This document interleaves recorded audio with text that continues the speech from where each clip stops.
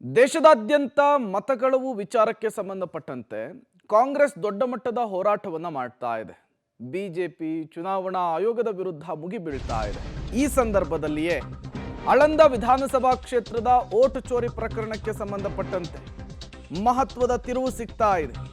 ಮಾಜಿ ಶಾಸಕ ಸುಭಾಷ್ ಗುತ್ತೇದಾರ್ ಮತ್ತು ಪುತ್ರನ ಪಾತ್ರ ದೃಢ ಆಗಿದೆ. ನ್ಯಾಯಾಲಯಕ್ಕೆ ಎಸ್ಐಟಿಯಿಂದ ಚಾರ್ಜ್ ಶೀಟ್ ಕೂಡ ಸಲ್ಲಿಕೆಯಾಗುತ್ತೆ. ಸುಭಾಷ್ ಗುತ್ತೇದಾರ್ ಪುತ್ರ ಹರ್ಷಾನಂದ ವಿರುದ್ಧ ದೋಷಾರೋಪ.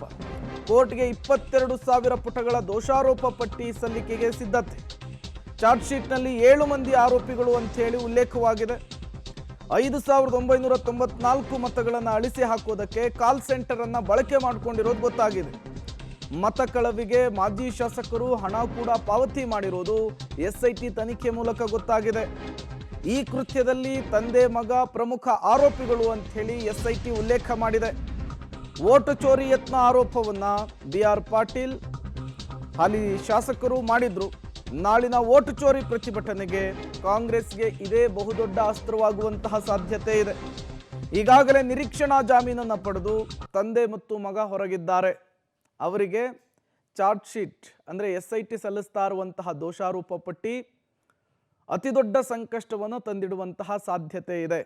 ರಾಹುಲ್ ಗಾಂಧಿ ಅವರು ಹೋದಲ್ಲಿ ಬಂದಲ್ಲಿ ಪ್ರತಿ ರಾಜ್ಯದ ಎಲೆಕ್ಷನ್ನಲ್ಲಿ ಬಿಜೆಪಿ ವಿರುದ್ಧ ಚುನಾವಣಾ ಆಯೋಗದ ವಿರುದ್ಧ PPT ಪ್ರೆಸೆಂಟೇಷನ್ ಮಾಡಿ ಓಟು ಚೋರಿ ಮತಗಳು ವಿಚಾರವನ್ನು ಮುನ್ನೆಲೆಗೆ ತರ್ತಾ ಇದ್ದಾರೆ. ಬಿಜೆಪಿ ಗೆಲ್ಲೋದಕ್ಕೆ ಇದೇ ಕಾರಣ ಅಂತ ಹೇಳ್ತಾ ಇದ್ದಾರೆ. ಇದರ ನಡುವೆ ರಾಜ್ಯದಲ್ಲಿ ಆಳಂದ ವಿಧಾನಸಭಾ ಕ್ಷೇತ್ರದಲ್ಲಿ ಓಟು ಚೋರಿ ಪ್ರಕರಣಕ್ಕೆ ಸಂಬಂಧಪಟ್ಟಂತೆ ರಾಜ್ಯ ಸರ್ಕಾರ ಸ್ಪೆಷಲ್ ಇನ್ವೆಸ್ಟಿಗೇಷನ್ ಟೀಮನ್ನು ರಚಿಸಿತ್ತು, ಎಸ್ಐಟಿಯನ್ನು ರಚಿಸಿತ್ತು. ಈಗ ತನಿಖೆಯಲ್ಲಿ ಮತಗಳು ಆಗಿರೋದು ಕನ್ಫರ್ಮ್ ಆಗಿದೆ. ಮತ್ತಷ್ಟು ಡೀಟೇಲ್ಸನ್ನು ಕೊಡೋದಕ್ಕೆ ಪ್ರವೀಣ್ ದೂರವಾಣಿ ಸಂಪರ್ಕದಲ್ಲಿ ಜಾಯಿನ್ ಆಗಿದ್ದಾರೆ. ಪ್ರವೀಣ್, ಸ್ವತಃ ರಾಹುಲ್ ಗಾಂಧಿ ಅವರೇ PPT ಪ್ರೆಸೆಂಟೇಷನ್ ಮಾಡಿ ಆಳಂದ ವಿಧಾನಸಭಾ ಕ್ಷೇತ್ರದಲ್ಲಾದಂತಹ ಮತಗಳು ವಿಚಾರವನ್ನು ಮುನ್ನೆಲೆಗೆ ತಂದಿದ್ರು. ಬಟ್ ಇದರಲ್ಲಿ ಎಸ್ಐಟಿ ತನಿಖೆಯಲ್ಲಿ ಅಕ್ರಮ ಆಗಿರೋದು ಮತಗಳು ಆಗಿರೋದು ಕನ್ಫರ್ಮ್ ಆಗ್ತಾ ಇದೆ. ಎಷ್ಟು ಪುಟಗಳ ಚಾರ್ಜ್ ಶೀಟ್ನಲ್ಲಿ ಏನೇನಿದೆ, ಇದು ಯಾವ ರೀತಿ ಸಂಕಷ್ಟವನ್ನು ತಂದಿಡುತ್ತೆ ಅಂತ ಹೇಳಿ?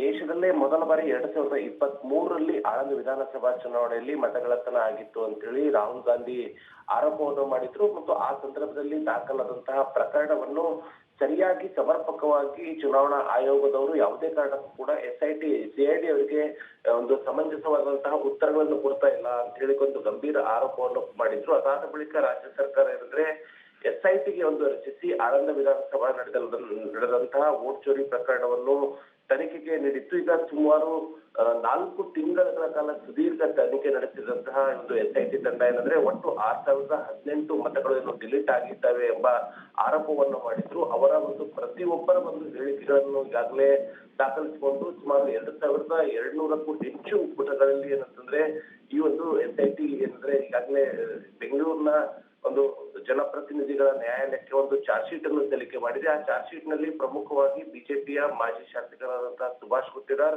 ಮತ್ತು ಅವರ ಪುತ್ರ ಹರ್ಷ ಗುತ್ತೇದಾರ್ ಸೇರಿ ಒಟ್ಟು 7 ಜನರ ವಿರುದ್ಧ ಒಂದು ಚಾರ್ಜ್ ಶೀಟ್ ಸಲ್ಲಿಕೆ ಆಗಿದ್ದು, ಸೊ ಇದು ಏನಂದ್ರೆ ಎಲ್ಲೊಂದ್ ಕಡೆ ಬಿಜೆಪಿಗೆ ಒಂದು ಸೆಟ್ ಬ್ಯಾಕ್ ಅಂತಾನೆ ಹೇಳ್ಬೋದು. ಯಾಕಂದ್ರೆ ಈಗಾಗಲೇ ವೋಟ್ ಚೋರಿ ಪ್ರಕರಣದಲ್ಲಿ ಒಂದು ದೇಶದಲ್ಲಿ ಒಂದು ಸಂಚಲನವನ್ನು ಮೂಡಿಸ್ತಾ ಇದೆ. ಈ ಸಂದರ್ಭದಲ್ಲಿ ಅಂದ್ರೆ ಚಾರ್ಜ್ ಶೀಟ್ ನಲ್ಲಿ ಬಿಜೆಪಿಯ ಮಾಜಿ ಶಾಸಕರ ಹೆಸರು ಕೂಡ ಉಲ್ಲೇಖ ಆಗಿರೋದು ಎಲ್ಲೋ ಒಂದ್ ಕಡೆ ರಾಹುಲ್ ಗಾಂಧಿ ಮಾಡಿದಂತಹ ಆರೋಪಕ್ಕೆ ಇದು ಪುಷ್ಟಿ ನೀಡಿದಂತೆ. ಸೊ ಇದಾದ ಬಳಿಕ ಈಗ ಸತ್ಯಾಸತ್ಯತೆಯ ಬಗ್ಗೆ ಈಗ ನ್ಯಾಯಾಲಯದಲ್ಲಿ ತನಿಖೆ ಆರಂಭವಾಗಬೇಕಾಗಿದೆ.